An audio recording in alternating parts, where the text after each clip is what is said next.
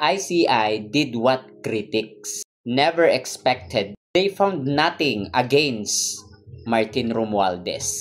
Habang todo sa paggagawa ng ingay at paglalabas ng mga AI video ni Saldico at padrama effect ni Chis Escudero at kung ano-ano pang narrative ng mga DDS, isang dokumento lang ang mas malakas pa sa lahat ng mga chismis.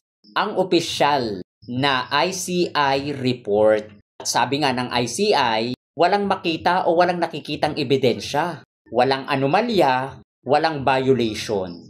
At mas lalong walang trail na nag-uugnay kay former Speaker Martin Romualdez. At ito ang hindi nila kayang baliktarin. Even after all the noise, they manufactured. Facts not pill. The headline lied. The documents did not.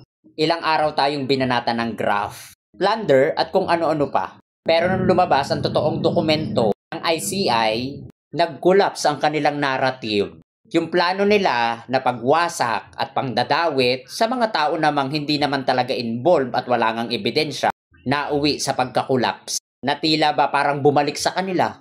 Yung plano nilang pagpababagsak kay Speaker Martin Romualdez, ang nangyari, sila ang mga nagbabagsakan. At kung totoo, yung sinasabi nilang anomalya at involvement ni former Speaker Martin Romualdez, bakit ayaw nilang maglabas ng totoong dokumento? Hindi yung gawa-gawa at puro kasinungalingan. Mga narrative na mga taong sinungaling. Paano natin hindi sasabihing sinungaling? Wala nga silang maipakitang ebidensya, so ibig sabihin kasinungalingan. Kaya, dun lang tayo sa totoo. Tanggapin nyo ang totoo. Dahil ang totoo, no evidence, no case. Correct? Tama? Hindi ako mali. Ngaw.